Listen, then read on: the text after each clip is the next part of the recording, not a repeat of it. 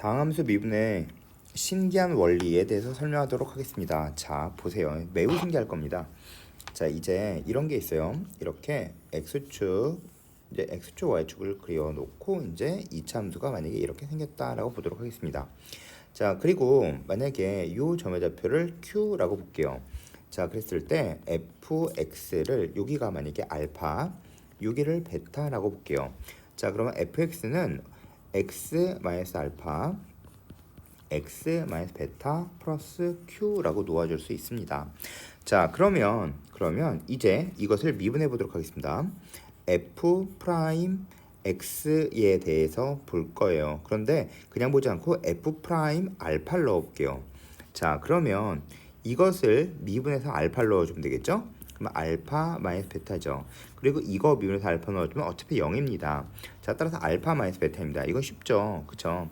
자, 그러면 f 프라임 베타에 대해서 볼게요. 역시 마찬가지로 이거 미분해서 베타 넣어주면 0이고 이거 미분해서 베타를 넣어주면 되므로 베타 마이너스 알파입니다. 자, 그러면 그때 이것은 무슨 뜻일까요? 알파 마이너스 베타예요. 작은 값에서 큰 값을 뺐죠. 이만큼의 길이를 뜻하는 겁니다. 아시겠죠?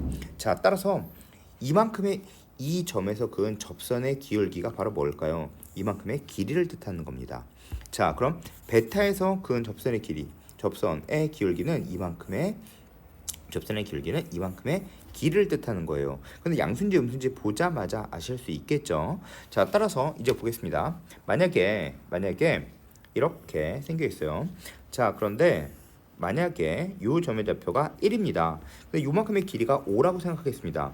그러면 f 프라임 1의 값은 뭘까요?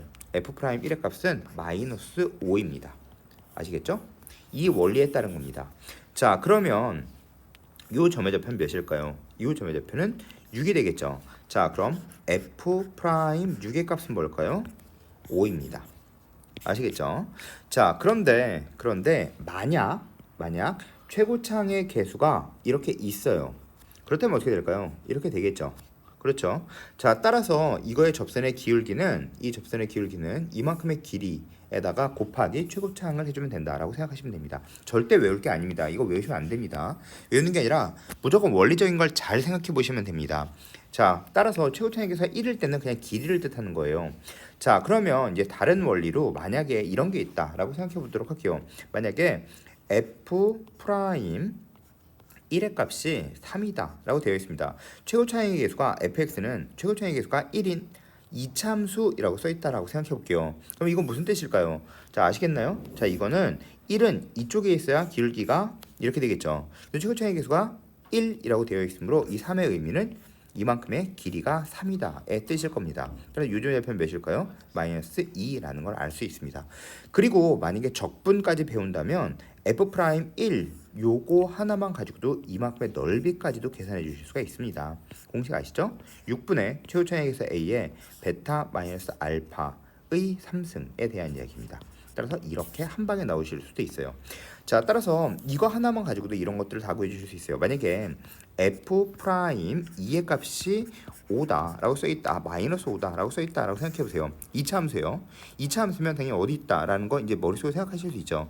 이렇게 생겼을 때 둘러싸인 동의 넓이를 구한다라고 생각하시면 아시겠나요? 보세요. 6분의 최고차이 개수는 1이라고 주어져 있는 겁니다. 6분의 최고차이 개수 a의 베타 마이너스 알파 길을 뜻하는 거겠죠? 길이는 5일 겁니다. 이거의 3승 이렇게 한 방에 나올 수가 있어요. 넓이에 대한 이야기도 매우 신기한 이야기입니다. 자, 따라서 왜냐하면 마이너스 2가 이쪽에 있으니까 길이가 음수가 나오는 거겠죠. 마이너스 5라는 게 무슨 뜻일까요? 최고차이 개수가 만약에 1이라면 이만큼의 길이가 5다라는 뜻이 되는 겁니다. 자, 그럼 다시 얘기해 보도록 하겠습니다. 자, 따라서 요만큼의 길이 그리고 기울기 이 앞에 있는 거 값을 곱해주면 된다는 뜻이에요. 자, 그러면 이제 다른 한 번의 원리로 더 가보도록 할게요. 자, 보세요. 이렇게 생겨있는 3차 함수가 있습니다. 자, 그리고 여기를 알파, 베타, 감마라고 하겠습니다. 자, 그러면 fx는 x-알파, x-베타, x-감마 이렇게 쓰시면 되겠죠. 자, 따라서 x는 x-알파, x-베타, x-감마 플러스 y좌표 q라고 쓰도록 하겠습니다. 자, 그러면 이제 원리적인 걸 잘 볼게요. f 프라임 알파는 뭘까요? 이거 미분해서 알파 넣어주면 되겠죠? 따라서 알파 마이너스 베타 뭘 뜻하는 걸까요? 이만큼의 길이입니다. 그리고 알파 마이너스 감마가 되겠죠. 뭘 뜻하는 걸까요? 이만큼의 길이입니다. 왜냐하면 이것을 미분해 놓고 알파를 넣어준 거기 때문에 알파가 기준점이 되는 거예요. 아시겠죠? 그리고 최고 차항이 있으면 최고 차항의 개수를 곱해주시면 됩니다.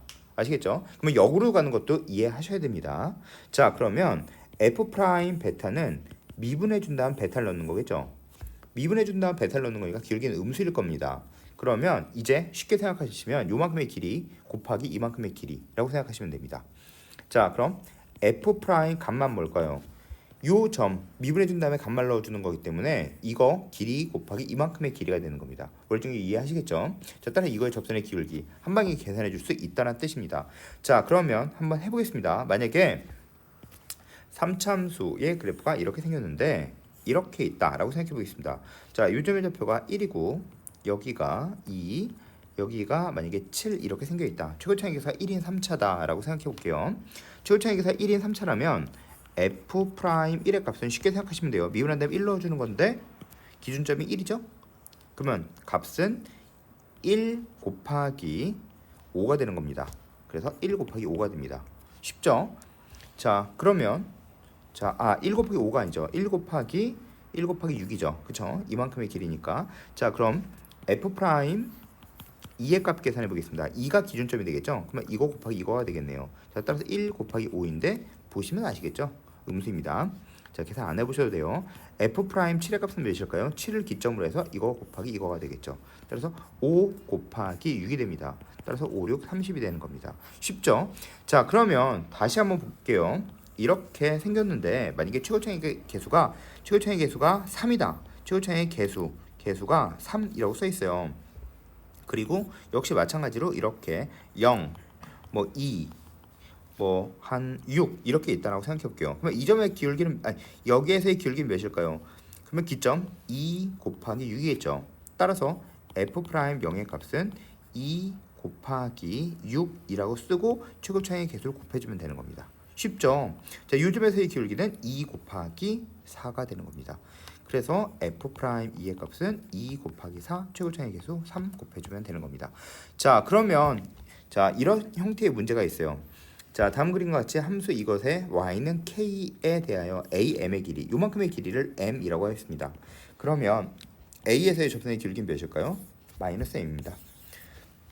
계산해줄 가치가 없겠죠. 자, 그러면 이제 우리는 4차에 대한 얘기도 한번 볼게요. 만약에 4차 함수가 이렇게 있어요. 그러면 다시 보겠습니다. 여기를 알파라고 할게요. 근이 아니란 건 이제 아시죠? 베타, 감마, 오메가라고 할 겁니다. 자, 그럼 이 점에서 근 접선의 기울기는 몇일까요? 얘가 기준점이 되겠죠? 이거 곱하기 이거가 되는 겁니다. 그리고 기울기는 음수만 붙여주면 됩니다. 자, 다시 이 점에서의 기울기는 몇일까요? 그러면 이건 이거 곱하기 이거가 되겠죠. 이 점이 기점이 되는 거예요. 다시 만약에 이 점에서의 접선의 기울기를 봐줄 거예요. 그럼 얘가 기준점이 되니까 이거 곱하기 이거가 되는 거예요. 그리고 기울기 양수, 음수에 대한 부호는 결정하실 수 있습니다.